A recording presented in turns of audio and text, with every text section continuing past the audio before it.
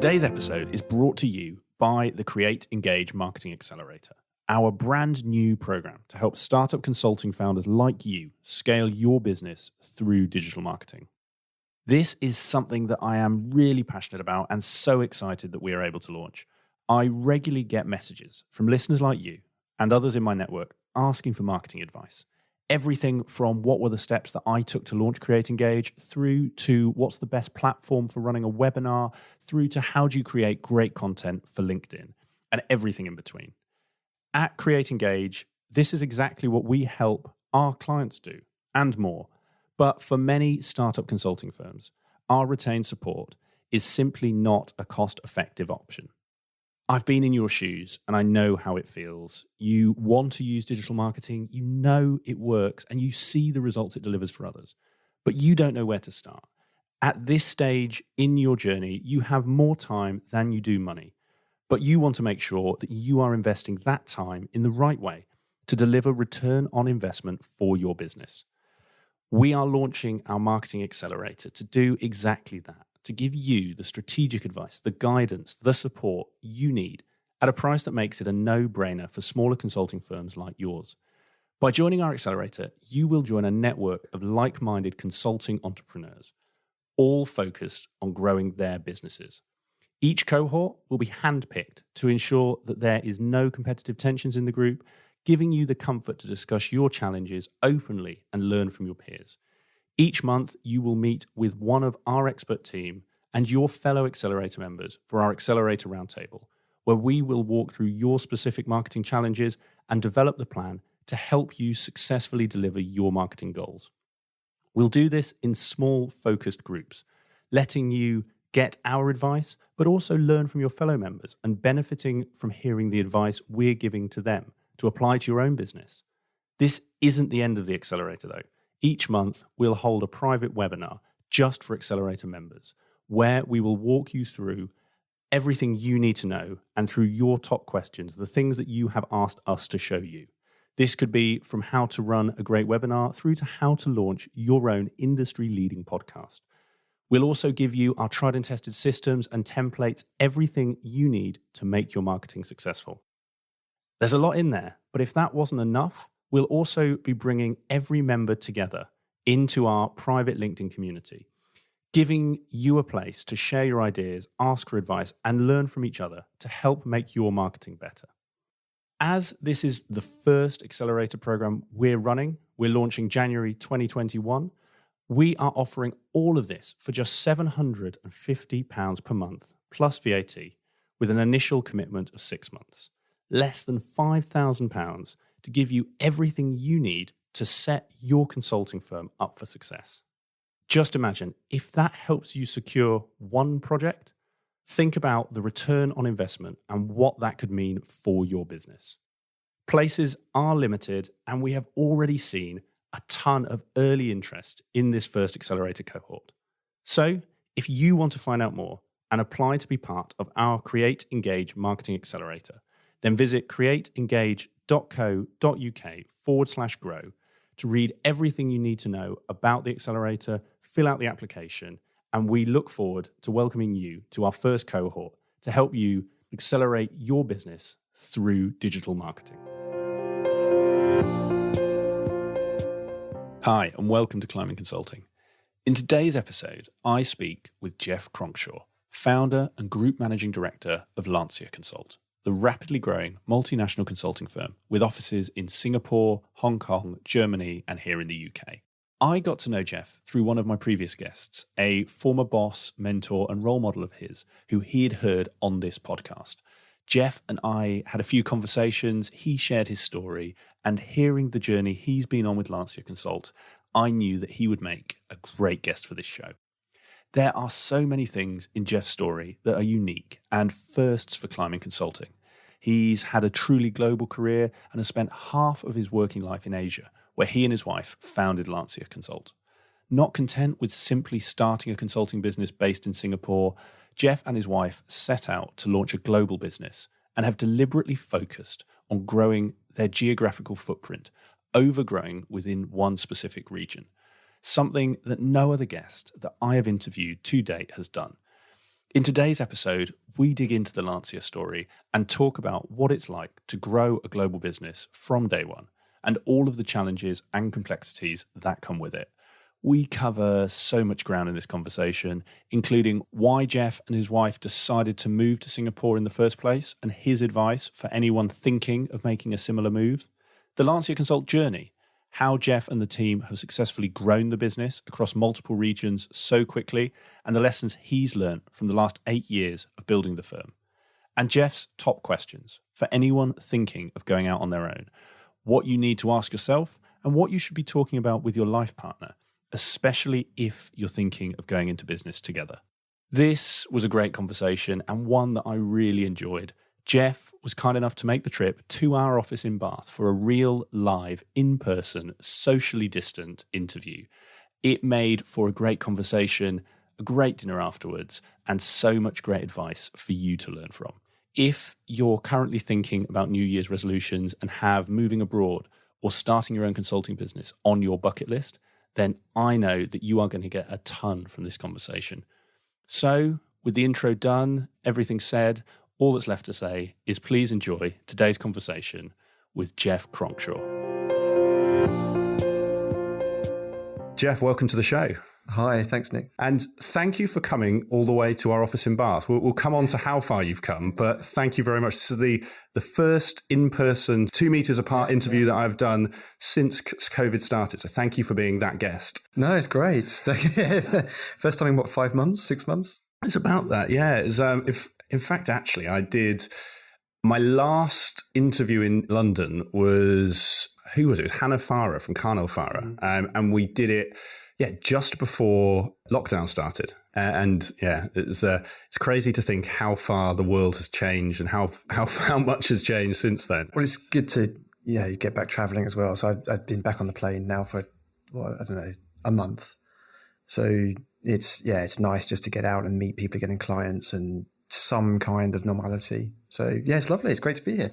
Well, we'll come on to your travel schedule and everything you do now with LanciaConsult. But firstly, and I know you've listened to a number of these, so you probably know the question that's coming. For those who maybe haven't come across yourself, haven't come across LanciaConsult, it'd be great if you could start with just your background and how you got to where you are today. No problem. So I guess we'll start from the beginning. So I was born in London. My parents were both teachers. And I guess the first 8, 9, 10 years brought up in London and southeast of England. And then we moved to Scotland. And secondary school was all in Scotland. Then I went to university down on the south coast in Brighton pretty quickly and started uni actually quite young at 17, which I'm sure we'll come back to that. But then studied in Brighton, did a placement year with a US pharmaceutical called Eli Lilly, famous for Prozac, amongst many other very good-selling drugs. And they offered me a graduate job basically at the end of my placement year. So it made my final year quite straightforward, and I had a job lined up and I went back to work for them straight away, which I was very happy with. I had a great time there. And I spent, I think, 5-6 years with them, worked in kind of typical graduate kind of life. You moved around different departments. I worked in research actually for the first few years, then in sales and marketing in IT, and then left them for Accenture, which I had an eye on consulting all the time. And if it wasn't for, I think, the job offer, coming out of uni, which made life very straightforward, I probably would have ended up in consulting anyway, I think. And then went to Accenture, complete shift of gears and life, from basically spending time in the US and Europe and living in Paris and Belgium for short periods and lots of travel with Lilly, to joining UK Gov in Accenture. It was completely different, and straight onto the NHS project in London and the east of UK. Spent 3-4 years with Accenture in London, UK Gov, and then with my wife, we asked to transfer to Singapore. So we moved to Singapore with Accenture, and then actually went back to Lilly for a year, mainly in Shanghai and US, and then went back to Accenture. So we'll come back to that. I know I've got his career of working for 2 companies twice, which is quite strange. And then another 3-4 years, I think 3-4 years of Accenture in Singapore, a different group now into products and supply chain area with Accenture, and again, a great time. And then decided to leave Accenture and start LanciaConsult, which was we're in our 9th year now, so about 8 years ago. And then all that time in Singapore, and then we've recently moved to Hamburg in Germany. And that brings us kind of where we are now. So it's a complex bouncing around journey. And I've been out of the UK now for about 13 years. So it's, and even when I was in the UK, I wasn't really in it that much. So it's been I don't know how I got here, to be honest, but it's a journey it's been great fun. And I think, I'm very, very lucky to be where I am. I'm very, quite privileged position to be in, and I don't take it for granted any day. So it's been a great run. So that's me. Yeah, that's the last 20 years. Wow. Well, there is a lot in there for us to talk about, Jeff. And I know we have a hard stop of a dinner booking at the end of this. So we'll try and pack as much as we can in. And maybe the starting point to what you were saying about the having worked for 2 companies twice, I feel might be an interesting place to start in that sort of early career, because I know a lot of people who leave consulting around manager grade. It's quite a well-trodden path. You get 4 or 5 years in, you jump out to industry. I'd say the vast majority of those people leave and never want to return. I'm really interested, I know we're going back a little, but if you could talk a bit about that period in terms of what made you leave Accenture at the time, and then also what made you go back, because that feels like, for many people, quite an unorthodox or an unusual move to do. Both situations, when I left Lilly to join Accenture, and when I left Accenture to join Lilly, and I was very happy. I was not leaving because I had enough of them or anything like that. And when I joined Lilly the second time, it was more because they approached me. They knew I was in Singapore. An old colleague saw it on LinkedIn or something, and they contacted me and said, "Oh, you're in Asia. Would you be interested in coming back?" Because it's a bit, you're being flirted with, you're being kind of headhunted. And I had a great time there. I had a lot of good memories, and I owe a lot to Lilly, and I'm really very fond of as a company, and it's part of who I am. But so I went back, but the reasons I left were still the same. And then you realize in that I'd like to say the first day, but that's not true. Probably a few weeks in, you start realizing, I think, this is not what I want to do. And I was very happy at Accenture, and I knew that consulting career, I really enjoyed it. I was doing really well. So I'd say within a few months, I made a decision that I was going to go back. And what was it in those few months, few weeks? What had you expected that then when you went in wasn't, and made you realize, actually, I've made the wrong step, I need to move back? It goes back to the reason I left Lilly in the first place, with the same reasons. Nothing had changed. So I left Lilly the first time because I was getting a bit, I guess, bored. And I'd done large projects with them in pharmaceuticals. I'd had a great time, but I wanted to do more. I wanted to do different sectors. I wanted to try different projects. I wanted to do bigger projects. I wanted to try other things. And that's why consulting pulled me in. And I guess when I went back to Lilly, you walk back into the door and you think, actually, I'm in the same place I was 3 years ago, whatever it was, 4 or 5 years ago. And I very quickly missed the consulting environment. I didn't want to have a fixed desk. I didn't want to have a promotion kind of dictated by time and those sort of things, which corporates, they provide that environment. And honestly, within a few months, I really wanted to get back to consulting. And I really missed that drive and the pressure and the shifting around of priorities and clients and sectors. And I knew I would not get that at Lilly. And it's not Lilly as such, it's that corporate environment. So I had a great time there, and I think I'm still, like I say, very fond of them, but that corporate environment wasn't for me. And I could see I was difficult. I was an odd one out, and I was not fitting in, and I was challenging things that I shouldn't be challenging. And that's a typical kind of consultant. And I knew it wouldn't work out. I knew then I would leave at some point, maybe in a year or two or whatever. And that was why. And I missed Accenture. I missed consulting. I wanted to get back to it, and that was primarily the reason. Yeah. So having seen both sides of the fence, I think we're very similar in that respect, Jeff. And there's something interesting in that from what you said in your story about actually the moving of geographies. And so the same firm in two geographies still had the same things that I guess you didn't like. I'm interested, and we'll come on to more about the regional differences, because as you said, you've lived all over the world. LanciaConsult has offices all over the world. But actually, that move from Accenture UK, where you worked with one of our former podcast guests, as I'm sure he won't mind us saying, but also you then moved over to the Singapore office.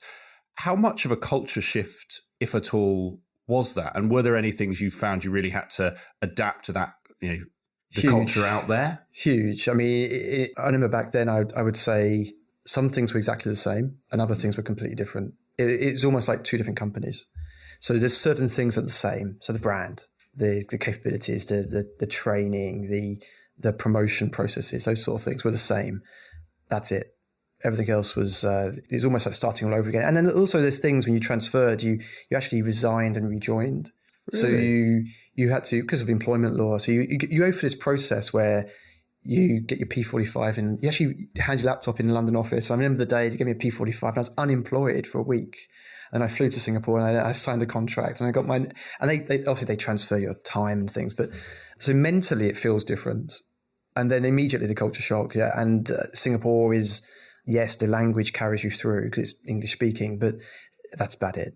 And then you very, very quickly fall into a culture shock. I think it takes expats at least 2 or 3 years to come through that dip. And that's why you see a lot of expats leave after 2 years or 1.5 years. You've got to really be committed to it or localize and really get into that. And we did. And Isabella and I, where we chose to live was fortunate. It was more of not such an expat area. And also we were on local projects with clients in Singapore as opposed to big international ones. So there's things that helped, but no, there was big culture shock. The way of work, the socializing. I was brought up in Accenture London where it's about scale and delivery and complexity. And Accenture Singapore has the same things, but it's different scale. It's a different type of clients. It's different. And all those things affect how the culture of the team works there. So yeah, I would say it took a good, at least a year to settle down. And that's probably what led to the Lily thing as well. So I found that first year quite tough moving out there. I was enjoying it, but I found it difficult. I found, you're so used to London socializing and that kind of thing. And Singapore is very different from that. What are some of those things that for anyone thinking of doing it, they should think about? So you mentioned 3-year dip. If anyone's thinking of moving to Singapore, what are the things that dig into some of those a little bit? Well, I think any move, not just Singapore, but you've got to, and we have people that have moved with LanciaConsult as well, but I think you have to be very clear why you're doing it. So when we moved to Singapore, we had no exit plan. So we knew we were localizing and moving our life out there. You have to be very clear. So are you going out there for 2 years to try it out? Or are you going there to literally move your life and try it and live overseas and no route back? So I think that's number one, is be very honest yourself if you're doing it to experiment or you're doing it because you're committed to, you really want to move your life. And I've seen people struggle where they're not honest themselves about that. And they've moved, oh yeah, we're going to go to Asia and we're going to live in, or wherever it might be. And yeah, actually what they're trying to do is replicate their life at home and their network. And they're trying to recreate their London life or wherever they're from. And I think you have to stop that and localize. And those that have done that, I've got friends who've been in Singapore 10, 20 years and other countries. And the ones that do that, I've been very committed to that from day one. And I think that's the first tip is if you're going out to move overseas, be honest to yourself. And if you don't know, that's okay. Just be clear. Don't have expectations because it's an unknown. And I've had the same, actually I found going to Germany much, much more difficult than Singapore. And I was actually overconfident with the move to Germany, and you underestimate the impact of language and those sort of things. So it's, just be honest to yourself and really ask yourself why you're doing it and be true. If you're especially going with a partner or a spouse, then you both need to be on the same page and also be ready that it is difficult and you are going to find things frustrating, confusing, annoying. They're going to find you frustrating, annoying, confusing as well. So it's a lot about compromise and adapt and be flexible. It teaches you that. And if you spend your entire life, say, in London, and then you just go to, say, Shanghai, you're going to find that quite tough.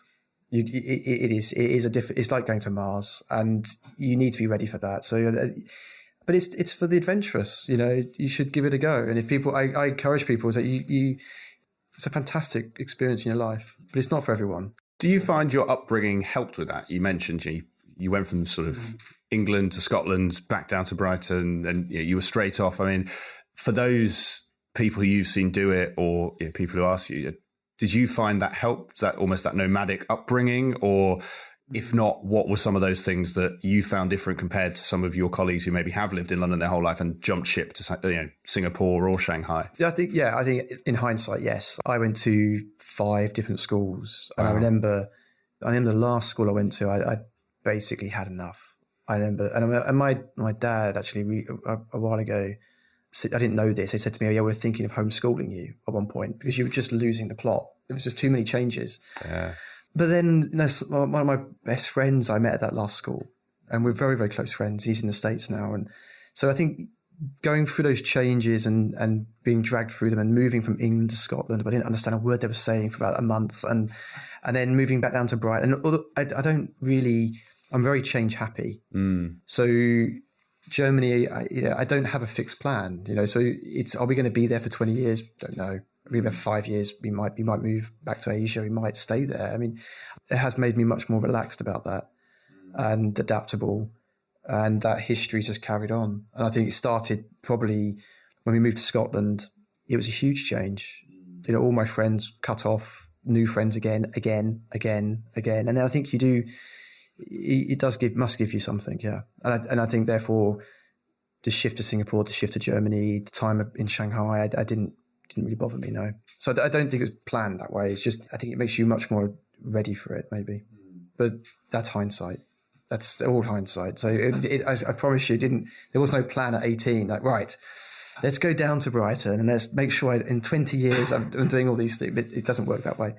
It's just how it all ended up. So, and I think we may come back to that topic of sort of the nomadic lifestyle. There's something around your choice to go all in Singapore. That we went to localize. I'd love to come back to, but I'm conscious that this is a consulting podcast, not a travel one, and so some of these, sadly for our listeners, they might not get to hear, but we might speak about afterwards. And I want to bring it back to almost the decision point just before you and your wife started LanciaConsult, because I didn't quite appreciate that your wife was also at Accenture. So just to place her, you were director level when you started. Was she also director?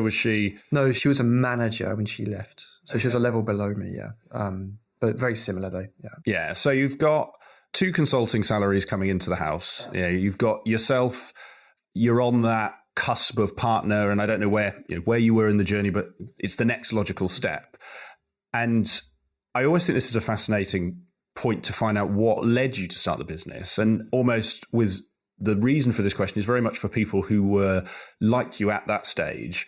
I always think it's a really interesting place. And I've seen people who have gone on and succeeded in making partner or succeeded in launching their own firm like yourself. I've also seen people who, if I'm honest, get stuck at the carrot is there dangling and it is for the next 10, 20 years. And I'd love to find out more about that decision point. How did the idea come about? And actually, how did you and your wife decide, we're gonna jack in 2 very good consulting salaries, the security of consulting, and we're gonna launch this. And again, to bust probably a myth that some people think, you're doing this in what I understand is a very expensive place to live. Singapore's not, it's not like somewhere, you can't get a cheap place like in some of the places in Northern England or Scotland, like you said. It's very expensive. So tell me about how that came about and how you ultimately decided, yes, we're going to make this leap. So yeah, it's a series of decisions. It wasn't like a one morning, let's go do this. So I'll tell the story as kind of how it unfolded. So we were both in Accenture. Actually, Isabella longer than me. She joined straight out of uni, so she was a lifer there, and both really enjoying it. I was a bit more senior, so I was a senior manager in my last 3rd year or something. So I'd already started the process of. They'd already started giving you share options, and you're in that zone that you say where I want to become senior executive, they call it now, and I want to move to that. Now all those choreography was starting, and I was very happy. I was really enjoying it. Generally, I come back from Lily. I was in a very happy place.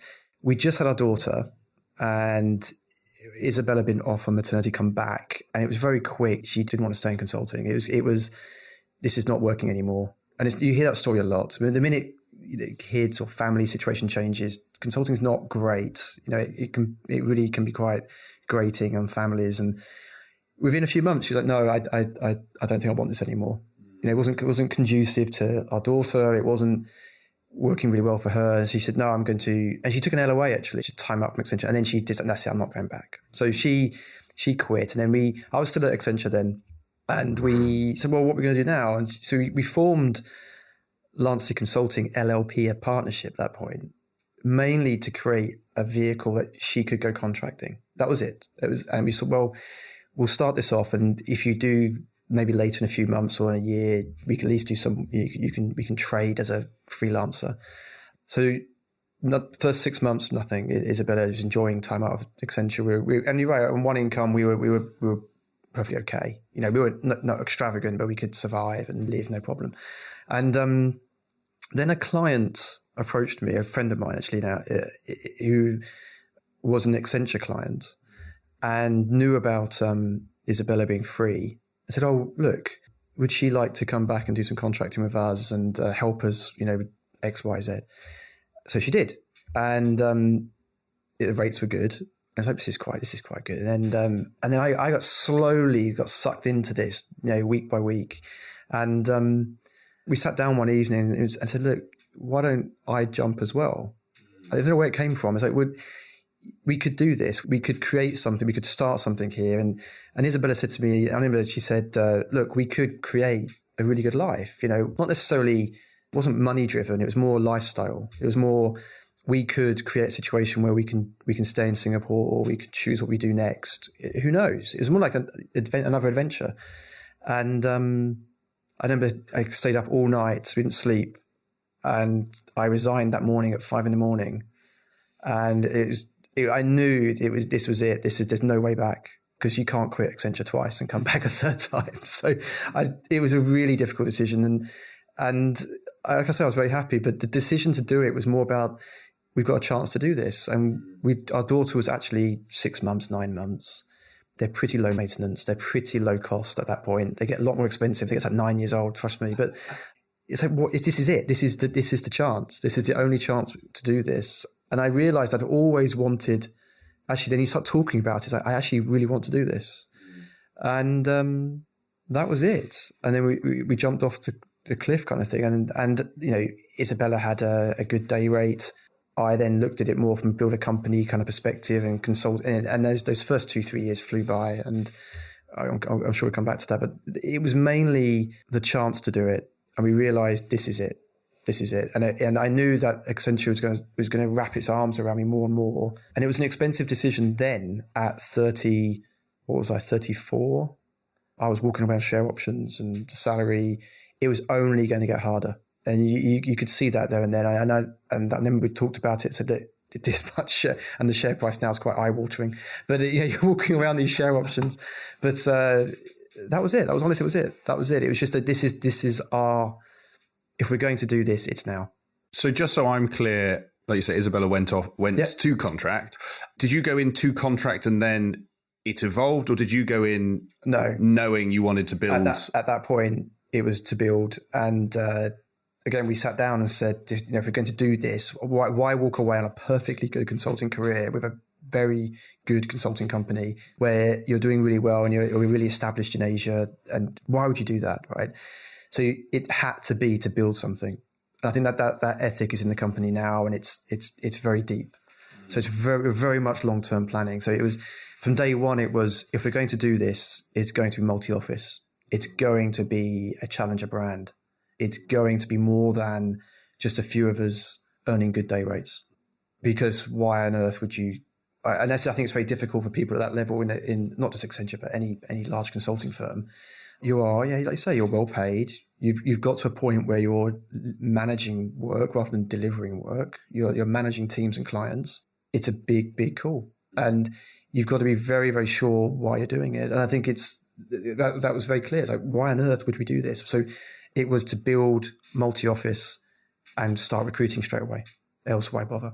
So I want to come back to the where it's got to, multi-office and how you've grown, because I think there's some fascinating elements in there. To hold on this a little bit, and again, I find myself asking around this question very much for friends, people in my network, and I'm sure colleagues have come to you as well.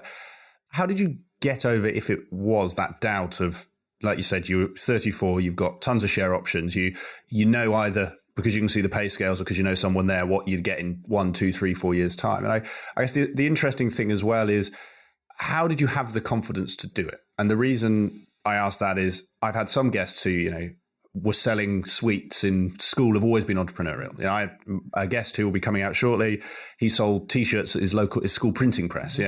But I was very much like yourself. I didn't do that. I had a corporate career before I launched my own business. So I asked this for people like you and I who haven't got there. How did you get comfortable with all of those elements to say, yeah, this is going to be a better long-term bet for me and my family than Accenture senior executive? Actually, I did do those things you talked about, and I didn't really realize that. And when you look back on it, you look back at, I've always been quite difficult to manage. And I look, you actually unravel the 20 years, and you look at the whole sequence of it. It starts to make sense. So, yeah, I did build. I remember my mum told me the other day that in the garden shed, I built a shop. At like 7, 8 years old. I remember doing it. And he said, yeah, you had like a little bar and you had a little shop and you were selling stuff. And then at school in Scotland, I did a printing business in speech marks. I was typing, basically. I could type very fast because I was coding. And my mum had a good computer, and then I was doing typing for people. So like people doing PhDs or masters or whatever, they'd give you handwritten dissertations and I'd type it up and charge them. And then I did a disco business, again, speech marks, more like just cash in hand. But, with a good friend of mine from school, we did that for 2 summers. Amazing. And then I knew I wanted to do a placement year. So I went to university. I targeted a degree where I had to be working. And I guess that it all made sense. And when that discussion started about, let's start a company, it's like, of course, I really want to do this. But I also knew when I left uni, I wanted to work for a big corporate, because my mum had moved with Shell, and I saw the difference on our life it had. And when she went she was an English lecturer, and she joined Shell in Aberdeen.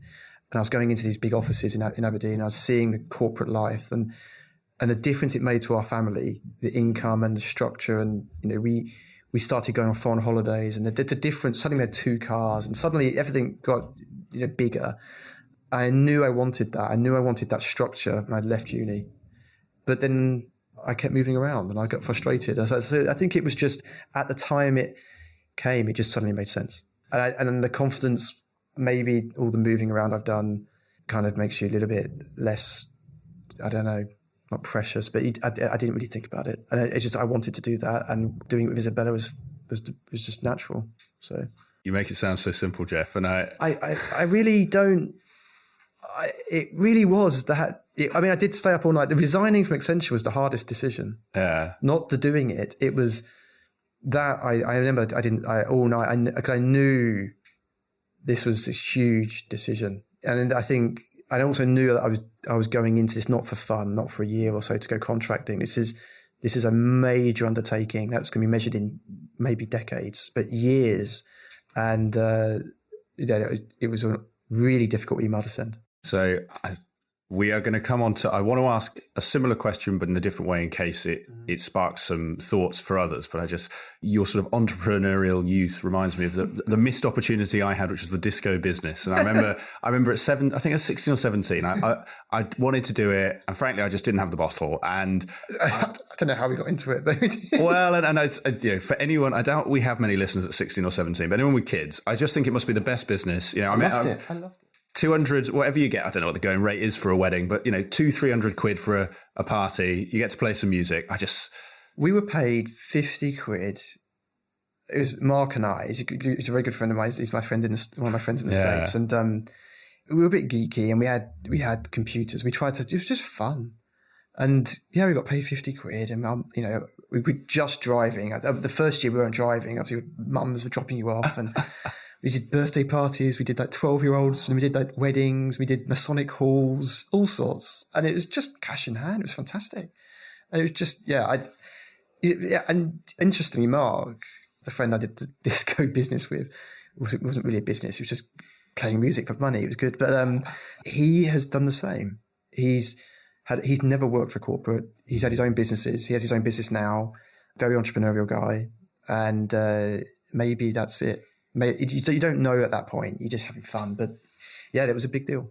Yeah, no, I'd recommend it to any parent of a 16-year-old. Get them into disco business. It's good. I think, and again, we'll take some tangents, but I actually think it's the perfect business at that age in that it's fun, and because it doesn't pay, and this is a personal judgment, but because it doesn't pay so much that actually it's easy to live off as an adult, you can swoop under the radar and you earn, I don't know, 10 quid, 20 quid more than you would at a cafe, but you're having fun doing it. Exactly. So yeah, no, so if I could go back in time, Jeff, that would be, I'd sit myself down and say, little Nick, go and do the disco business. So yeah, for anyone who's maybe that'll be something, maybe there's a social enterprise or something to help kids do this, because I think there's a lot in there, but you learn so much. You learn people skill. Again, at that time, you don't even notice it, but you are dealing with customers. You are setting a price. You are having to deliver a service. Do you still have a pair of decks, or no? You don't get the Lancia Christmas party. You don't don the headphones. No. But I've toyed with it. You might be asked now. Well, you see those. There's some great setups now with iPads, and it's all great. You see, and you think, you have to spend a fortune. But no. Well, there we go. For anyone with kids, get them into the disco business. For any of Jeff's colleagues, we know what the Christmas parties will be like. They're going to be laughing their heads off at this. That's fine. But to bring us back to what you were saying, and yes, I made some assumptions that are incorrect about your story, and I think maybe to ask it a different way, because I'm sure this has happened, and if it hasn't, stop me and we'll move on, is for the colleagues who have come to you since, as LanciaConsult's grown, I'm sure you regularly get, the ex-Accenture colleague or Accenture colleague asking you the question I just did: how do I decide if it's right for me? What should I think about? And I guess not just what should I think about at the start, but what am I letting myself in for? I'd love to get that advice for our listeners. What is it, if someone listening to this wanted to ask you that question, what are those 2, 3, 4, 5, whatever it is, things that you say, actually, think about this at the start, middle, and throughout to make sure you're making the right choice? Well, first is why. Be very honest yourself. Why are you doing this? Is it for money? Because if it's for money, then you should not do it. Not for the first few years. And what is your motivation for doing it? Why are you leaving whatever consultancy you work for? Be very, very honest yourself about what's driving that. And if you can't answer that question, I'd say don't go near it, because you need to be very, very clear on that. And so, for example, if I'm very entrepreneurial and I feel constrained and I don't really fancy the partner life, which I didn't actually, looking back, and I remember some discussions with my career counsellor, and I didn't like the way it was panning out. And then, okay, tick. So, okay, that's good. Do you want to make money out of this? Yes, I'd like to make money pretty quickly. I have a lifestyle to maintain. That's probably not going to work out either. So you got to be ready for those things. So motivation to do it. What's your financial goals? If it's no, actually just need to live and break even and maintain a straightforward life. And I can do that. Then, okay, tick. Now it's, okay, what kind of company are you trying to build? So it gets more complicated, and it's okay to say, I don't know, but you've got to have those first two questions answered. And then I think you can get into, okay, what are you trying to build? You just want to build a consulting company? Okay, be prepared for a very long journey, because you're not going to there are so many consulting companies. So you've got to go from one person to 2 people to 3 people to 5 to 7 to 10 to 15 and so on. And that's measured in years. So I've had those conversations I've had people talk to me in the last few years, and I say to them, are you ready for the next 10 years? And most will say, no. Actually, no, I'm actually I need to have a financial reward quicker than that. Well, then you're probably better just to create a partnership of 2 or 3 of you and earn very good day rates and leave it like that. Because you want to go beyond that, then it's a whole new game. And I think that's the most straightforward conversation I'd have with them, is be very, very true to yourself. Some fantastic advice in there. And it brings us on to actually the growth journey. But following that thread, and you mentioned you've got to go from 2 to 3 to 5 to 10. For you, what have been those big inflection points? What was it going from 2 to 3? Was it 5 to 10? What for you has been that seismic shift that you felt you've really had to adjust to? They come thick and fast. So when I left Accenture, I said to Isabella, we're going to hire someone straight away. So we have enough income with a day rate to hire someone. So it's like, okay, so that immediately your income's just dropped dramatically because you're paying someone else. So I guess the first inflection point is that first hire, because you're already mentally not giving away, but you're basically reinvesting your net profit from day one. So that's that first mental shift about you're not taking money out of the business. That's critical, I think. Then the one for us was when we got beyond sort of 3-4 people and they needed to know who the boss was. Because when it's only 2 or 3 of you or 4 of you, you say, okay, Alex works with Jeff and Saskia works with Isabella, and then CS works with Jeff and Saskia works with Isabella, and then there's like 5 of you. It's like, well, how does that work? And then suddenly a hierarchy kicks in. So I think about 5, 6, 7, who's in charge? Like that question raised itself. And then I'd say the second office immediately starts creating different dynamics, and then 20, 30 people. And then we're hitting another one now at sort of 40-ish, 50. I think it's for our story, it's a little bit different because we weren't in one office. So if we were in just one office, I think it would have probably been 40, 50 people in one office. But because we had different offices very quickly, that created a need for structure and governance and hierarchy and how do you build 2 companies now? Because it is basically each new office is a new company. So the new office, 20, 30 people, probably the big ones. And now, as we've diversified the business, there's been some major ones more recently, last couple of years. So we've got into more kind of traditional business consulting as well, not just technology. And then you've got to manage different capabilities being built. Then we've got more software services we're developing, and that just puts pressure on the company. So they come thick and fast. But yeah, the early ones were office, 20, 30 people.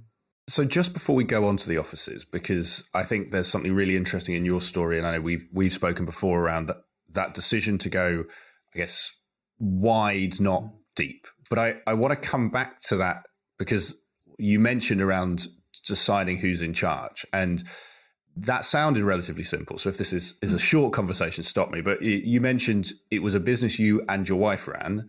And so presumably at some point you had to decide who ran the business, which I think is hard enough with any business partner, but I can only imagine is more so when it's your life partner as well. So I'd love to find out as much as you're willing to share about actually, obviously, what was the sort of trigger to say we had to have it? And then how did that period work through to where we are now with yourself as group managing director? I get asked that. We get asked that question a lot. How the hell do you two, how come you're not divorced? How are you still together? We get asked it all the time. And first of all, it is very, very tough. And I think I think it's the same with 2 partners. I think it's not just if you're married, it's add another complication, because I guess the first thing is when you're building a company, it's all encompassing. And at least if your partner, your wife, husband, your partner is not in that business, then you've got a kind of a release valve. You can talk to your partner, you can de-stress. But when all you talk about is the business for 8 years, it's very, very demanding. And we underestimated that, and we've come through that, I think, pretty well. And it's not without very, very difficult moments. And it's very stressful building a business and doing that when you've got and also there's no other income, there's no other exit valve, there's no alternative. It swamps you. So that is true. But we've kind of grown through that, adapted quite well. The shift to someone has to be in charge, it was as simple as that. We got to a point where we sat down and said, one of us needs to be clear. New joiners are coming in. They don't know who's running the business. It's just 2 of it. It's a bit strange, husband and wife. We need to be a bit clear about this. And she didn't really want to be that person at the front of the company, representing the company, forward facing. She didn't want to do that. So that was quite quick. It was, I'll do it. And we had a debate about it for, 6 months. We had to announce this, and it was just, it's like literally 7 people. It was easy, right? But we did that. And then that made us start to think about the structure of the company again. And, well, what are you doing now? And so Isabella went from running two of us to 4 or 5 to co-running to more being a senior kind of delivery, like senior manager type role, managing a couple of clients, to gradually now where she's a non-exec on the board, and she stopped doing client work over a year ago, at least a year and a half. And she's very happy with that. And her role now, it's also helped me because when we have our board meetings, she can play the role of the shareholder. I can play the role. I am doing the role of the group MD. So I don't have to think like that in the board. I can focus on what I'm doing, and nor does she. So it's grown and worked really well. And gradually she's becoming more and more the non-exec shareholder, not the owner, but she's one of the owners, but she plays that role and she quite enjoys it. So it's worked out really well, but it's not a smooth sail at all. It's full of interesting moments. I can guarantee that. So you mentioned in there the home component. So the business side sounds, or the way you've described it, that was sort of a logical conversation and it made sense. How did you approach home life? And particularly for anyone who's either in the same boat or is considering it, did you create some sort of boundaries to give you a home life versus a work life? And were there any tips or tricks that you thought back then that were just... It's almost impossible. So I think if any couple looking to do this, get ready, because you cannot. We try so hard. We try to not talk about work this weekend. It is impossible, because when your whole livelihood and you're totally invested in it, and your income and everything is on the line, it's all encompassing. I mean, we talk about work every day, even today, but it obviously gets less and less. And I'd say make the roles clear, and then it will help. But we tried those things. We tried all kinds of things, like don't talk about work on the weekends. Impossible, because you can't avoid it. And also, and I think it will come back to partners who aren't married, partners who are doing it, business partners. I think it's the same challenge. But you want to de-stress. You want to talk to your partner, your wife, or your husband. You want to get their kind of comfort and support, and it's very difficult. That person's also your co-owner, right? So you have to kind of switch hats. So I'll talk to we had this joke for years. I want to talk to you as my wife, not my fellow shareholder.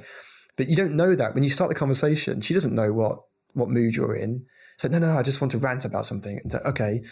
And then she's approaching it more as the owner. So you have all these complications. You've tried all these type ideas. It doesn't work. So the advice would be just be very, again, honest yourself, be ready.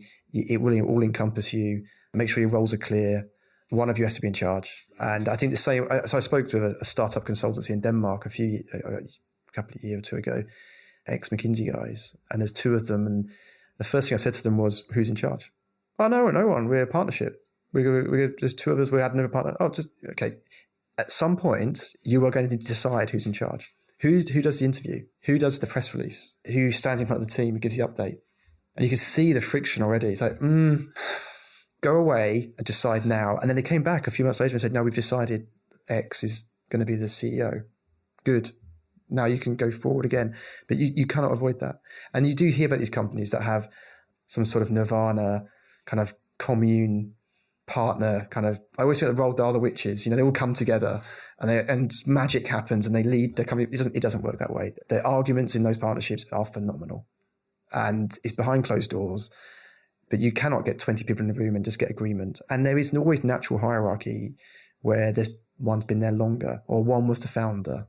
There's always hierarchy. So I think, if you're starting a business or consultancy and there's 3 or 4 of you, which I know there's quite a lot like that, just be very clear who's in charge, and be clear. If not, then accept that you're going to be leading by consensus and it's going to be slow and slightly paralyzing, and accept that. Don't try to get the best of both worlds. So some really good advice, and I want to come on to it. A last question, and this might just be it didn't happen because, like you say, your business life was all encompassing, is I can understand that, and I do. So I'm not in business with my wife. She's a hugely supportive partner, but I know what those partners have to go through hearing me rant and rave at my wife about everything to do with work. But actually, this is a really specific one, but I'm just genuinely curious, is how did you stop work or personal disagreements filtering into the other one? Or did you? So if you fell out about a client, do you take that home? Likewise, if you fell out about dinner, does that fall into the next day? It overlaps all the time. And it's been very difficult. And it puts a lot of pressure on you. And you hear about business partners breaking out and falling apart as well. You add marriage on top of that. I'd say it's been some very, very difficult moments where, yes, you'd have a disagreement about money or something, or about a client or whatever. It could be anything. And because you're married, that can then escalate very quickly. Obviously, whereas business partners, they usually walk out the room and the next day you rediscuss it again, but you can't escape. You can't just go, oh, okay, shall we go for dinner now? No, it doesn't work at all like that. So yes, it can linger and it's painful. What really helped was our board, because it gave Isabella a home where she could be that role, and it allowed some separation. And it took 2 or 3 years to evolve that, but that's worked phenomenally well. It gave her non-execs to talk to. It allowed me to separate discussions, so we wouldn't need to discuss so intensely all the time. And now I can literally rant about things, and she doesn't need to know the context. And it's as we got bigger, it gets easier. So, but yeah, you could ask her. She would. She's quite a very forthright woman, so she would. She knows she puts me in my place very quickly. But I don't know the answer to it. I don't know if there's any trick. I think it's just hard work, and we genuinely wanted to do it together. So it's worked out. Is the best way of putting it. It could have easily gone a different direction. Well, some really useful advice for anyone thinking about it. I regularly suggest it to my wife, and I think quite rightly she suggests that maybe we shouldn't. And I think for us, that's the best decision. But to bring us back to you talking about some of your advice for, I guess, what I would call more traditional partnerships, so non-life partner-based partnerships. That's probably, I know I'm in marketing, there's a better name for it.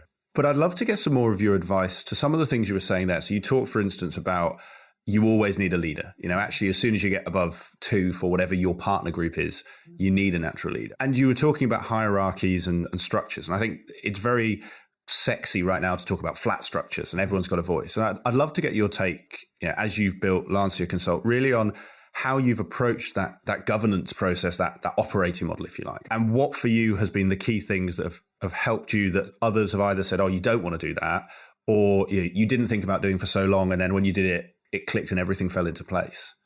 Yeah. So I think one is we had to, because we went multi-office. So immediately you've got operating model emerging. So an element of it was that, but I think people, I know there's 2 schools of thought, but I think people need to know who they work for, and they know who's directing them and guiding them.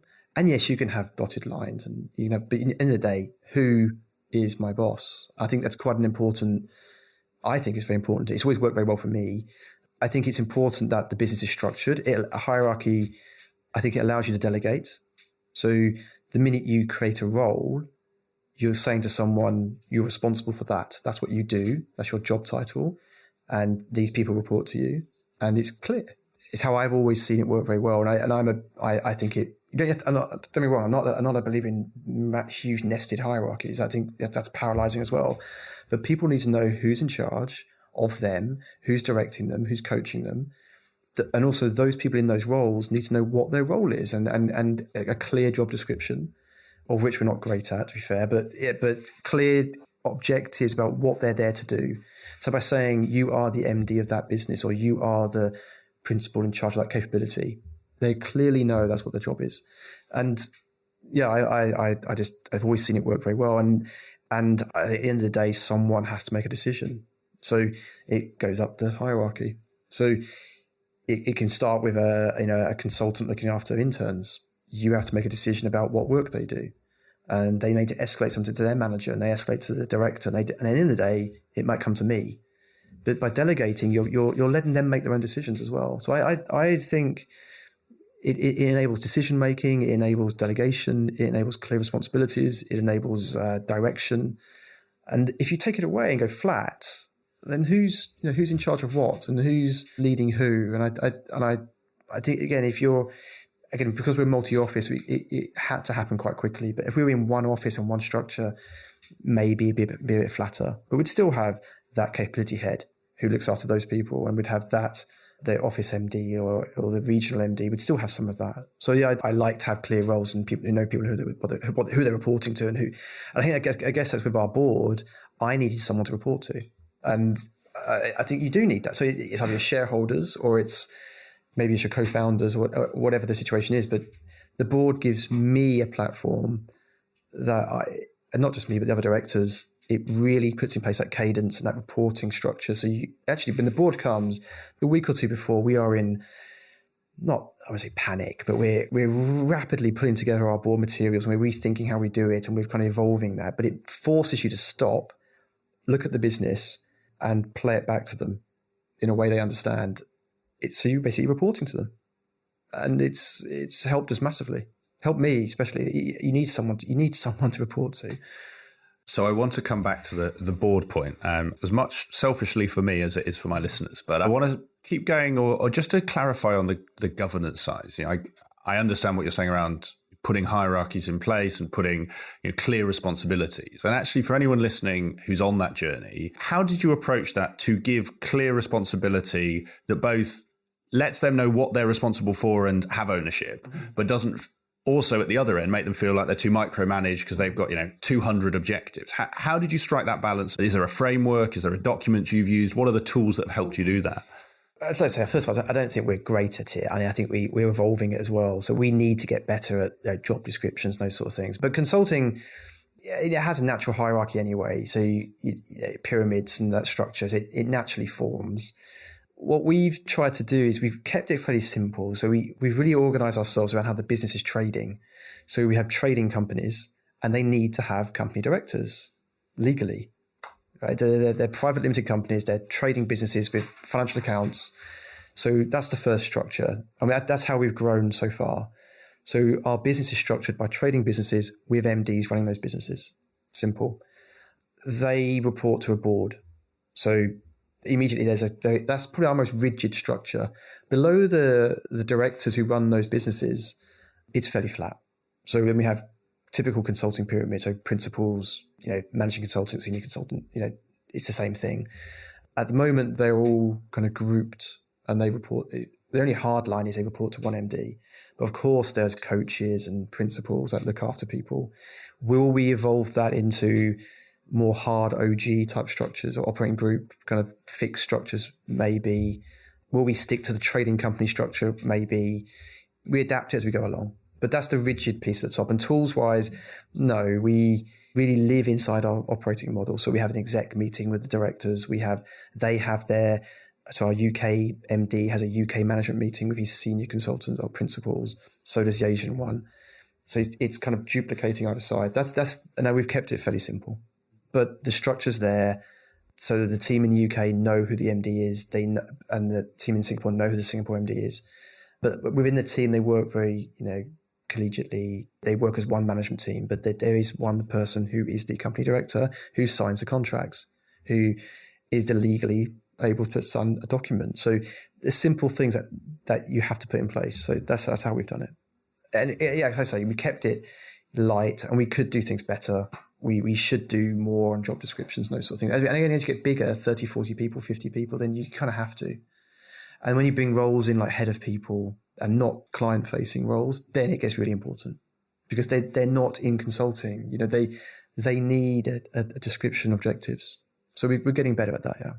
You gave a nice summary there of actually the breadth of LanciaConsult and the different offices you've got. And I'd love to turn to that part of the early story, but throughout the business. And the reason I'm keen to pick up on this is a lot of my experience, or all of my experience, is the UK consulting market. And while we've had, I think actually you're our first guest from the Asian market, so congratulations on that, Jeff. But I have seen, and it's sort of well documented, that there are two approaches. And most firms take we'll get deep in our own geography. We'll get to, 50, 100, 200, 300, and then we'll go to put a regional outpost.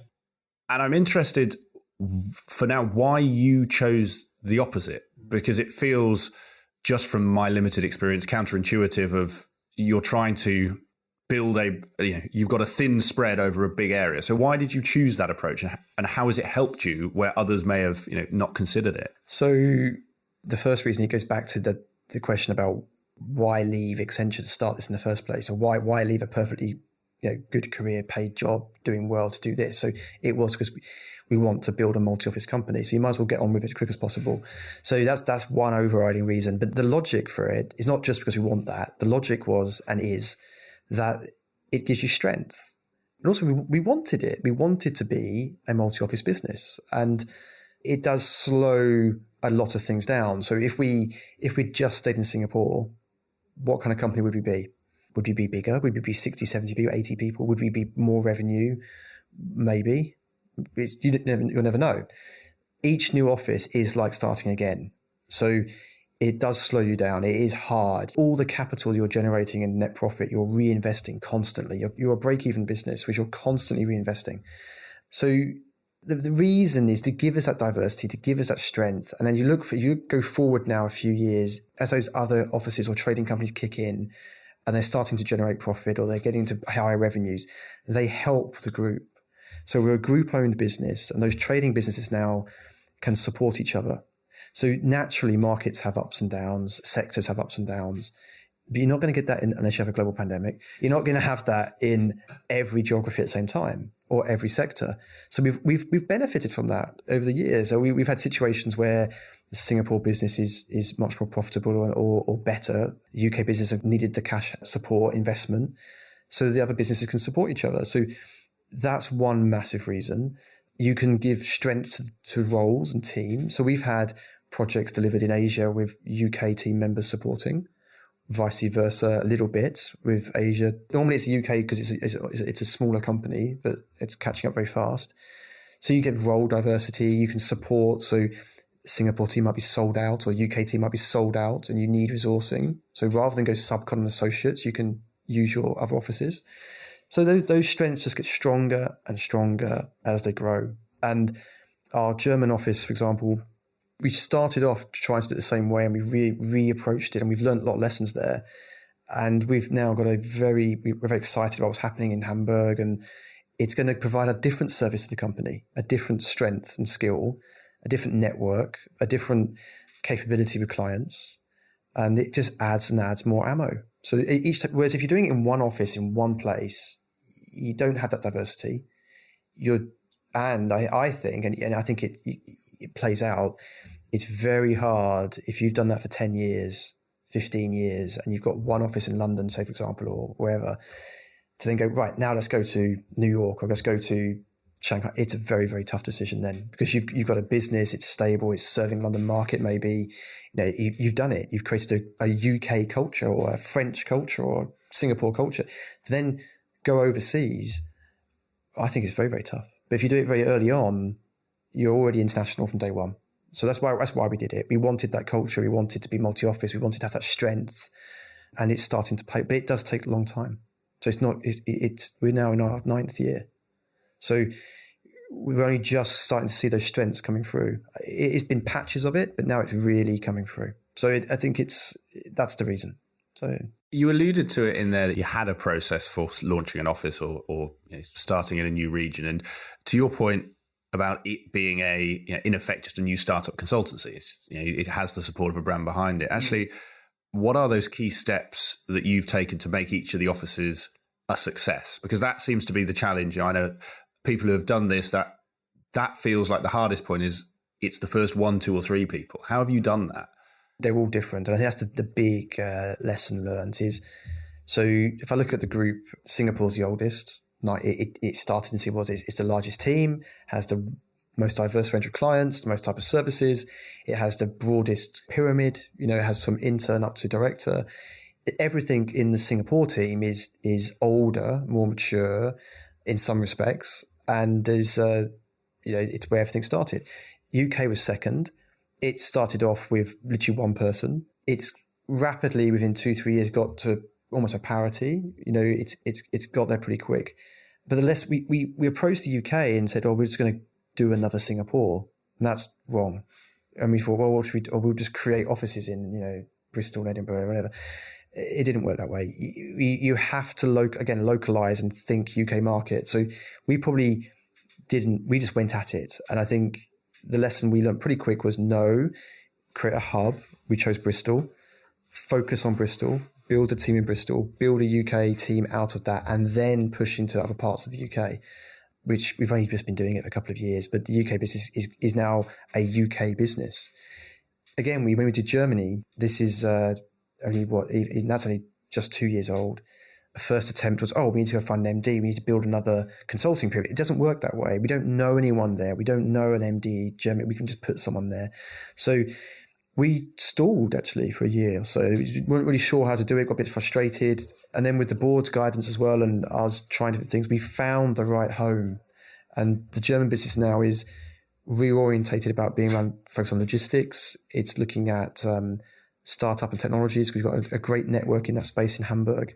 It's a different kind of business. So you've got to approach them as completely different businesses, localize, and take the time to tailor them. Don't just try to cookie cut the same experience. It doesn't work. Hong Kong, we opened a trading business in Hong Kong. It's all set up. We had client opportunities developing. We were much more savvy about that one. We thought, okay, we're going to wait for a client, develop around a client. We knew what worked, what didn't work. And also Hong Kong's different. It's a split economy between kind of international and local. And then obviously the troubles in Hong Kong and COVID, which just completely paused that one. So you've got to treat each one independently. You have to tailor them. You have to spend time thinking about what kind of business will it be. It's not going to be exactly the same as the one you started in. And that's what's really rewarding. You start to see these businesses organically become unique. They're still the group, they're still LanciaConsult, they're still the branding, all those things are still there, but they localize. And I think that's the big lesson learned for us is you have to let that process run. We're not just expanding, creating sales offices. We're creating teams. Clients are different. The environments are different. The markets are different, and play to your strengths. So yeah, that's how we've done it. And I would advise anyone if they're thinking about going into that, then you do your market research, think about the type of company you're trying to build. Don't just try to replicate the model. It won't work. Who's going to lead it? Get back to my point about hierarchy. Who's in charge of it? Who's running? Who's signing the documents? Who's the director? All these things you've got to think through. So that point, I was going to ask on, but as you've just touched on it, I feel you'll have a really interesting perspective on. And the reason I say you made the point that starting in a new region is like starting a new business. And I'd love to understand whether it's someone listening who's wanting to start a similar business to you or someone in a big business taking this, this first step for their firm out into a different area. How have you recruited those MDs? What are the skill sets that you found makes that fantastic first outpost MD? And what is it that is actually different from what makes, a good big firm MD? I think we've built our own together. So very lucky in the team we've hired. And when you first start, you're hiring, your network. Everyone does the same thing. So you're hiring people you're bringing people into your story. And we did that as well. And our director of our Singapore business has grown into that role. When he joined, the company was 5 people. He didn't join as a director. He joined he was in his low 30s, mid-level consultant. And as the business grew, he grew with it. And he's become a very, very capable director. Likewise, our UK business, it was 2-3 people.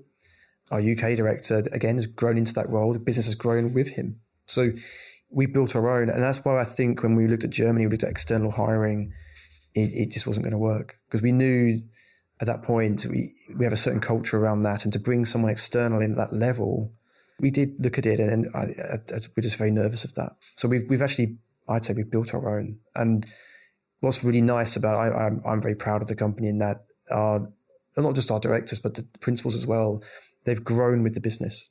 They are also part of that entrepreneurial journey. It's not kind of, okay, let's go and hire 3 directors and then run a business and make some money. No, it's much more of a long-term investment. So build the company with the people you have. Yes, bring people in, hire them in. But now where we're at, we're focusing on junior recruitment, your graduate recruitment and school leaver recruitment type space. And yes, we are hiring in people with experience, but not at that level, no. And I think that's what has made it work. It's not without problems, but it's because you've got people who haven't had the experience of running companies like that before, but they're learning, they're developing those skills, the business is growing with them. And then you've got phenomenal, they're very proud of what they're building. They own it. They've got equity. They want it to grow and drive. And I didn't run a multi-office consulting company before coming to LanciaConsult. We did it together. So we've built our own. I know it doesn't mean we won't hire in directors. We have brought in senior people recently in marketing with a new capability we've built. There will always be exceptions, but they'll be very rare, I think. So yeah. For those people who have made that step to being successful regional MD, and maybe let me phrase this a slightly different way if it makes it an easier question to answer. If anyone listening to this, almost regardless of firm size, is thinking, I need to send one of my team, they hear your advice and say, actually, look, we want to grow in Singapore, Germany, wherever it is, I need to send one of my team to do it. What are the skills what are those skills that mean they will select someone over another person? What are the things that they should look out for to decide whether, person A is going to make a better fit for that than person B?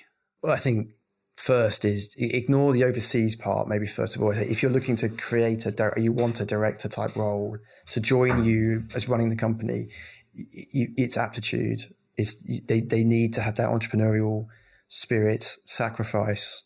They're going to be exposed to the harshness of the business at the rawest level, be it cash flow, be it salaries, be it all those things. They will be sacrificing the most first, right? So you're looking for that belief, that aptitude. So do they have that?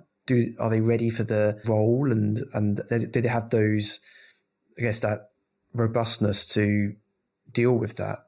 Because you're not becoming a director in an Accenture or KPMG or something. You're becoming a director in a business with no investment, organic cash flow, and are they ready for that?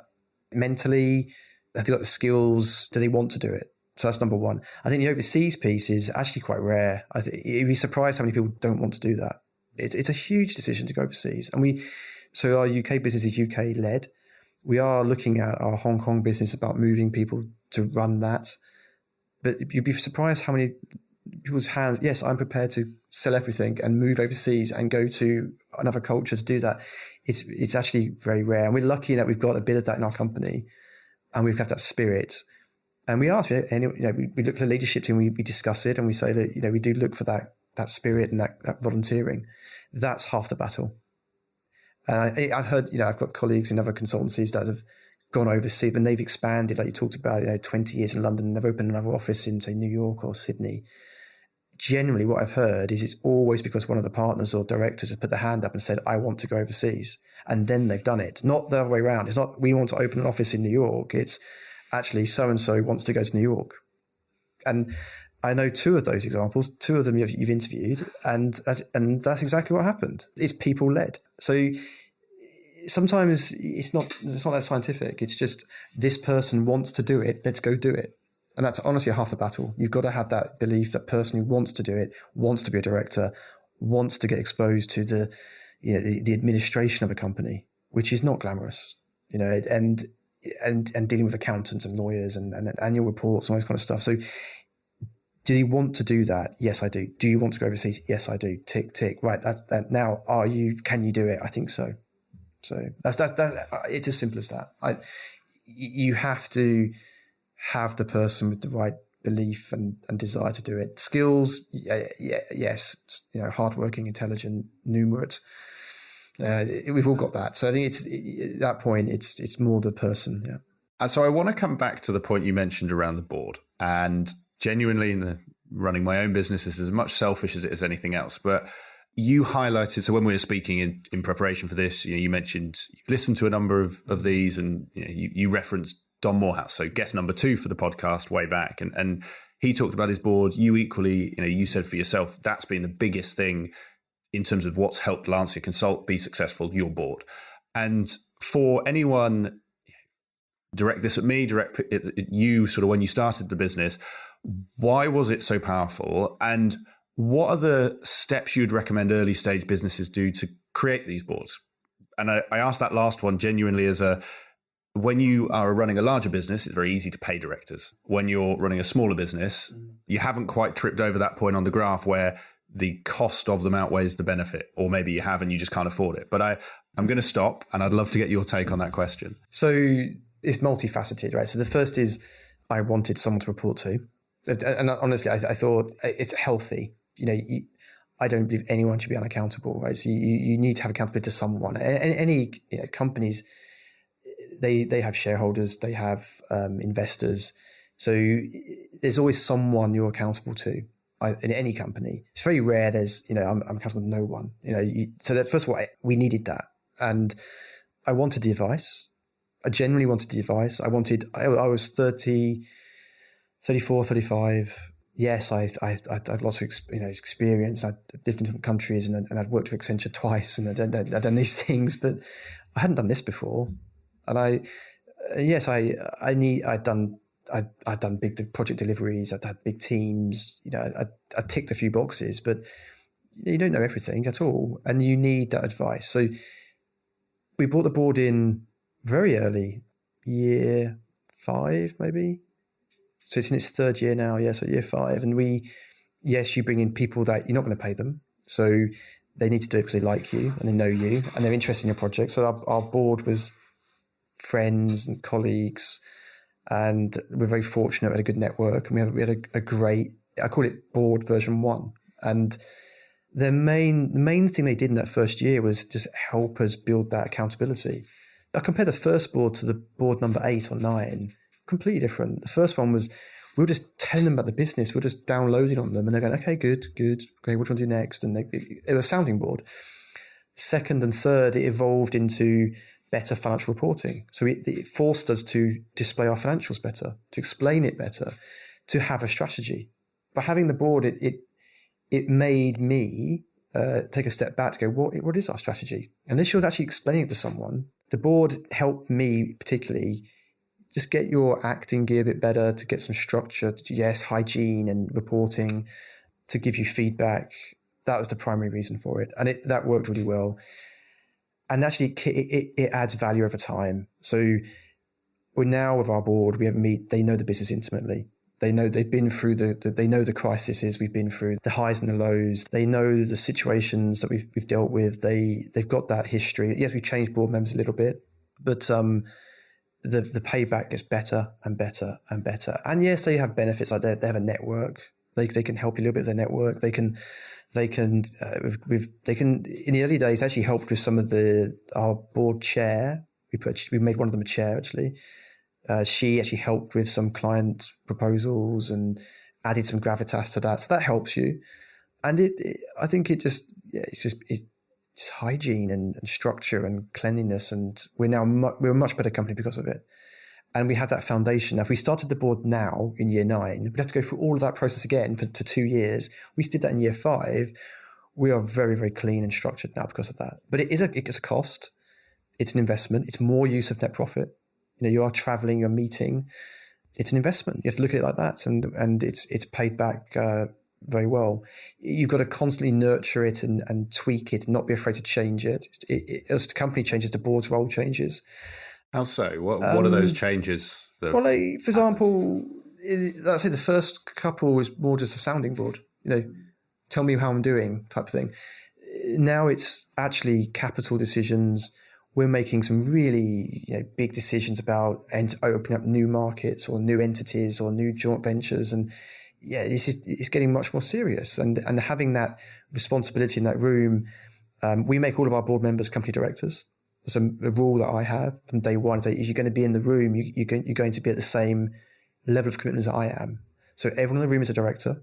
And is that just, if this isn't important to stop me, is that both from a sort of a company's house, call it UK language, and an equity perspective, or is it just a directorship? And it's both. So we started off with a rule that you will all be company directors, so you all have the shared accountability that I have. Then there's obviously shares. We did give them a small amount of equity, so that gives them a little bit of ownership, and they feel, I think it's important, they feel invested, albeit very small. Every little bit helps, and that's compensation for them. And we're now looking at do we bring in compensation salary for them, but that's probably still a couple of years away. And the responsibilities change. So because they become company directors, they need to sign off on things. They need to, if we're doing equity type issuing to staff or employees, then they have to approve that. So the role does evolve. I think it's important. So the company's growing, the structure's evolving, the board needs to grow with that. And also board members change. We had one board member who did 2 cycles with us, then had a conflict and had to leave. That's perfectly okay. And sorry, cycles, you sign them for a year? Okay. Well, we loosely, yes. But a cycle for us would be 1 financial year. Okay. So 3 board meetings and ad hoc, then we start again. So it's like it also creates that kind of cadence in the business. And we started to theme those boards over time. So at first they were all the same agenda. Then it's like, actually, no, the first one should be company valuation discussions and strategy review. The second one should be how are we doing on our budget planning and financial targets and promotion type director discussions. The third one is review of the year, lessons learned. That theming has come out slowly. And I think that will continue. And we're now, one of the COVID consequences, positive, is that we realize we don't need to physically meet 3-4 times a year. It's expensive. It's a big investment. We still will do that, hopefully, once or twice. But we can actually do 6 board meetings a year, which is better for them. They get more information. The context is clearer. One of the things they'd always say to us is, it's amazing how fast the company's changed from that board to the next board. And it's almost a different business each time. We've changed very, very fast and they can't keep up. So and now we say, okay, well, maybe next year we'll do 6 or 7 virtuals. We've also started doing ad hoc, like this particular topic we want to talk about. And then we'll have that meeting. So yeah, it's that those cycles and cadence and the evolution, it really helps us. Even yesterday with our UK director, we were chatting about it in the pub. We were saying, what will we move the board towards next year? And he's given me feedback saying, if we need to evolve, we need to take a different angle. How are we using them next year? So it forces you to think about that. And I think I can't imagine not having it. I mean, if you didn't have that, I know everyone's got a different opinion on it, but you're just talking to yourself. It's like, well, okay, I'll just do it this way then. And I guess in a true partnership business, you don't need it because you've got a group of partners, maybe 10 of you or whatever. That is your board, and that shared collective and consensus is your governance, because one person can't make a decision. It's a vote. So maybe you don't need a board then. But I think in a hierarchical business and a limited company business, there are certain things that require it. So it's more suited to us, and maybe not suited to other companies, like partnerships maybe. But I'm a massive advocate of it. Yes. So if you were doing it again, I've got 2 questions on this, but holding on to your point around the versions. Yeah. Which version would you start at if you had your time again, and why? That's a good question. I'd like to start at version 3 straight away, but you can't do that. And what was version 3, just to help people understand what that looked like? So we're in version 3 now. So I'd say version 1 of the board was, like I say, a sounding board. Just help, advice, make us feel better. Version 2, structure, responsibilities, legal responsibilities, signing off on things, making decisions. Version 3 is much more, and we're moving now that we want the board to be more client-led. So we want client perspective on the board. That's our next kind of evolution we're thinking about. And if I could have that from day one, that would be great. But you can't. You've got to build it. I think that's the message to anyone: is that creating a good board takes a lot of time, and it's not overnight. It's an investment. It's also you're doing it every 3-4 months, so it's slow. So I'd like to have version 3. Not that version 1 was bad; it was great, but it's bigger, more robust. It's very routine. It's very structured. Our reporting is great. We used to take days to produce these board papers. Now they're created automatically almost. Yeah. The systems are in place that we don't need to talk about. We talk about purely about financial performance and strategy and direction and some decisions we do. So I probably want the board that's not yet been created. Maybe one in 2-3 years is what I want. But it's a tricky question, because in reality you can't pick and choose. You have to build it, and that's the. It feels great. We're in our 3rd, 4th year of it. So yeah, I'd like to have that 3rd one, but you can't. So that then tees me up quite nicely for the second question, which is, like I said, I've had a number of people on the podcast and others talk about this, and credit creating a board with their, with a large part of their success. And you mentioned around in the early days, it was friends, it was people in your network. I'd love to take it as advice now or how it worked then. Yeah. How did you convince those people? And the reason I ask this is I'm in this world. I'd love to create that. Anyone listening, I'm looking for board directors. I know a lot of people in my network who are senior, have done this before. And actually you then run up against the challenge of they don't need money or not the level I can spend, and they're very busy. So how, for anyone listening who's like, Jeff, that's a great idea, or for me, actually, how did you go about getting those people on board to commit their time? Because it's the time that's most expensive for them. Yeah, so I think first of all, people don't get asked to join boards very often. So I think you'd be surprised. Most people are flattered and would love to. I think on one of your other podcasts, I can't remember which one of your guests talked about how when you start the business, you'd be surprised how much help you've got in your network, but it's short-lived. I can't remember who said that, but it's very true. And you can ride that for a while to build your client network and get your first projects. I think the same with board members. I'm pretty sure you've got a fantastic network from your podcast and you've met clients and you've got a network outside of that as well. You'd be surprised. I think most are flattered. Most are honored to be asked. And that's half the battle again.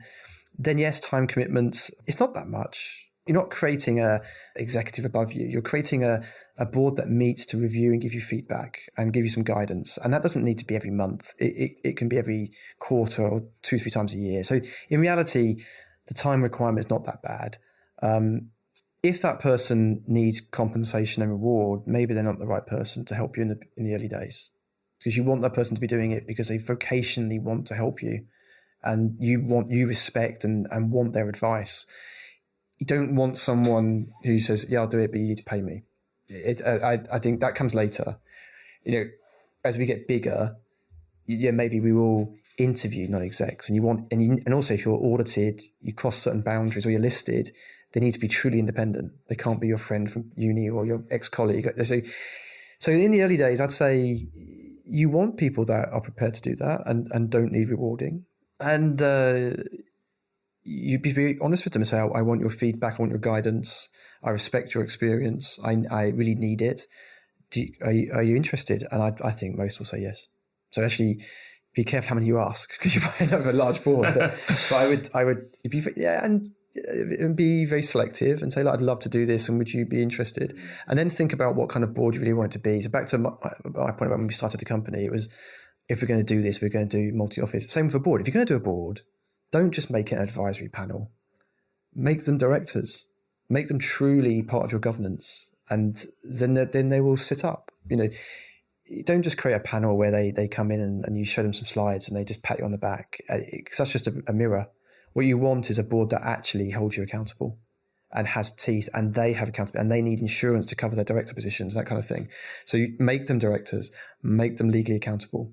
How do you, and maybe again, this is just one of those things that if people are up for it, they'll go with you to an extent, but channeling my inner skeptic and probably some of my listeners, it's one thing asking a friendly, for me, podcast guest, do you want to come down to Bath 4 times a year? It's a nice place. We'll take you for dinner. That's easy. But it's another thing saying you'll become a director, you've got to get insurance. And I guess, how did you broach that? And you mentioned not paying them, but you also mentioned earlier about the sort of equity side. So is that actually you're not paying them, but you're saying, right, you do this, you take some responsibility, but you get a percent or however much it is. Yeah, exactly. So I guess you probably sensed it a bit about, I was very clear from day one. So you will be a legal director. Are you okay with that? And I said, no. But then you're not ready to be a non-exec.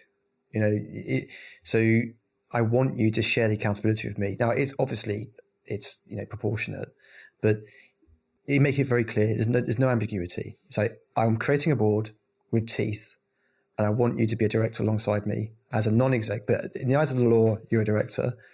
We, the company, will provide the insurance, which you have to do anyway. So you should do that anyway. And we'll have liability insurance, one of those sort of things you should have. So you're covered by that, but you will be a legal director. And eventually you'll be signing off on things and you're running the company. You're not doing it day to day. The exec is there to run the business. So in your world, it might be you and another director maybe running the business. But then, yes, every quarter you're going to sit in a room and they're going to look at the financial accounts, and they will be on Companies House as a director. And I think it's, for me, if you're going to do it, do it. And I think it's, and then when we did it the first time, it all felt very overkill. I thought, what on earth are we doing? We're creating this board with people, and they're all directors. And it's like, what are we? We've just tripled the number of directors in the business. But no. Over time, it really kicks in, and they're comfortable. They want to do it. They relish in it. They're enjoying it. And then when we go to replace a board member, for example, it's like, yep, are you okay with that? And some people aren't. It's okay, then it's not for you. Else, what you're doing is you're just creating an advisory panel, which becomes a mirror. So it's okay, but if that's what you want, then fine. But I think you should go the full distance. In my experience, yeah. Fantastic, Jeff. Well, I'm very mindful that we have a dinner booking very shortly, and I know we talked earlier about would we'd try and cover the topic at the moment. I'll be honest, I think we might have to miss COVID, sadly. I also, it's something that, because this podcast series, I like the idea that it lives on for years. Some of the interviews live on. Well, the first one was over 2.5 years ago. I'm not amazing. So upset about that. Amazing. Hopefully you're not either. But I want to bring us almost to the final questions. And obviously, as an avid listener, you'll know what's coming. So I'm really looking forward to your answers. So the first one is books. I'm going to give the short version because I always say it too long. What is the book or books that you find yourself recommending to people most, and why? So I do like to give books. I think whether that person wants to read it or not is very very erratic. But yeah, I do think I've always enjoyed receiving books. It's always nice that someone's read it and then they've valued it and they think you will. So I do that. The one that it's very apt for what we're doing and the experience of people coming into our business or people we meet is Shoe Dog. Amazing book. And I read that, 2 years ago now? It's 2-3 years old, I can't remember. But tell you what, that book will teach you everything you need to know about building a business. And I think people who read that book go, wow. It's like how close to bankruptcy he was for many, many years, even when they were quite big. The sheer audacity of it, the entrepreneurial spirit, and also, so it teaches you that you don't need to have a grand plan. You just need to want to do something. And I think when he first, I won't tell the story of the book, but when he started, it was so far away from what it became.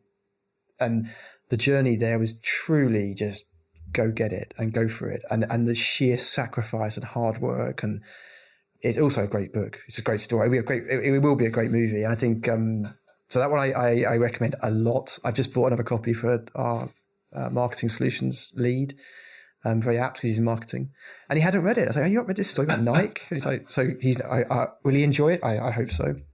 So that one, a lot, and I do again the Richard Branson books. I don't think they're as good as Shoe Dog, but I think they show the effort and sacrifice that is needed if you're serious about this. And I think it shows the audacity and also luck and good fortune, and some things go your way, some things don't. And they both show that. And then the other one, more of a, I guess it's not an academic, but more methodology, is I think it's called Get Real or Get Lost or something. I'll send you the name. But it's actually a training course done by Franklin Covey about sales. Get Real or Go Home or something like that it's called. But it's all about becoming an advisor and not selling a solution and listening to clients. And it's it's one of the best training courses I went on with Accenture. And I know you talked about sales and consulting being a bit of a dirty word. It is. And that book really shows you that actually it's just about relationships and talking to people and listening and not going in with a solution and listening to the person, not the client. And it gives great examples of, you're talking to us. If you meet someone in a pub or a social part, you don't pitch yourself to them, do you? You go, "Oh, hi, Nick, what do you do?" And you're listening to them. You're interested, and it's exactly the same with a client situation. That book's fantastic. So it's called Get Real or Go Home or something like that. It's how to become the true, partner advisor. It's a fantastic book. It's actually a training course, but that book is fantastic. So those two are very good. Some fantastic recommendations there, Jeff. And I think, I listened to Shoe Dog on Audible probably about 6 months ago, and I think you're spot on. I think for me, where I am, I think the two big things are first, and for anyone actually, it's like you say, bloody hell, what he went through to build Knight. It's amazing. Yes, we won't spoil it for our listeners, but the stories are amazing. And I think the other side, and this comes to, I guess, some of the things you've talked about on your journey, is actually, I've seen it's one of these Instagram quotes that I'll butcher, but it's, people drastically overestimate what you can achieve in a year and drastically underestimate what you can achieve in a decade. That's a great example. I think it's exactly that. I think it takes a long time, but you can go a long way. I think that's another way of looking at it. I can't believe we're going into our 10th. Well, we start our 10th year next year, and it feels like 50. But we're all very proud of it, and I think that's a spot on quote. I think but I look back to the year one, and just how is that possible? How is it possible? You pinch yourself every day, and you're very fortunate. It's all teamwork, and the team have done a lot of that work. It's the same with other businesses, but we've still got a long way to go. But actually, it gets faster, as you get bigger. So it becomes a little bit easier. Some things get harder, but I agree with that. That's a great quote. And then very last question, and then we will close down. And we've got a lovely restaurant booked in Bath. Can't wait. So this, again, will not be a surprise to you, so I'll keep it brief. You've got three people in front of you. One is an analyst. I think you mentioned either just before we started recording or on, you're taking some graduates on in Bristol. So it's one of those. The second is a manager. Use Accenture parlance there for manager. And the third is you, someone approaching director, wanting to either start a business or go, follow the partnership. And as you know, the question is, what one piece of advice would you give to each? I think we've just taken on 2 graduates and a placement student literally this week in the UK, which is so nice to bring in people that start their careers. It's amazing. So I think the advice is, first of all, consulting is a great environment to build your career, to start your career in. I think so. If they're coming into consulting and they're just first year or two, I think you've heard this advice from a few people, is just enjoy it. Just soak it up, get on the train, and there'll be good projects and there'll be phenomenal projects. There'll be amazing highs. There'll be some lows, and that's consulting. And don't get distracted by the low. You might be lucky and get a really amazing, exciting project for the first one, or you might get stuck in some unglamorous location with not such a glamorous role, but you're still learning. So don't be precious. You're just starting. Enjoy the variety that consulting gives you. And it's not measured in months, it's measured in years. So you've got to go through the highs and lows to really appreciate, I think, a consulting career. And I've had some phenomenal highs in my early years. Go lives that you're very lucky to be in that environment with a client. You're very, very fortunate to be in that room. So I think enjoy that. And then as you get to the next level, start making decisions. So I think if you're at the manager grade, is this a career for you longer term? Because families, life's changing, you might be getting married, you may be wanting to move countries, whatever's happening, things are getting complicated. You've probably got a house, maybe, you've got commitments. Is this what you want? Are you enjoying it still?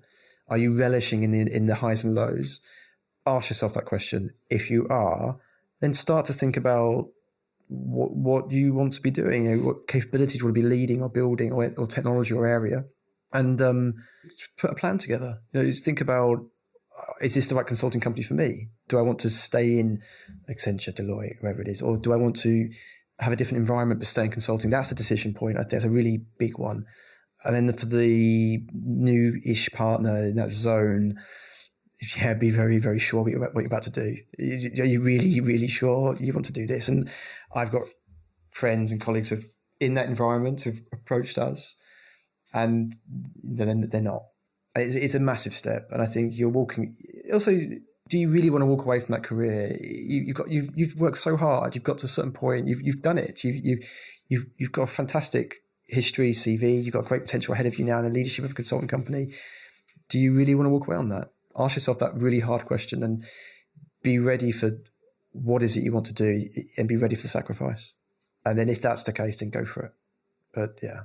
Fantastic. Well, Jeff, I think that is a great place for us to finish tonight. So firstly, thank you for making the trip out from Germany to here, and thank you for taking the time for this. I've really enjoyed it. It's been great to catch up. Thank you. I'm looking forward to the second round when we go for dinner. Yeah. But the last question then, and less of a question, more just for anyone who has listened, wants to find out more about yourself, wants to find out more about LanciaConsult, where would you point them to? Where can they get in touch?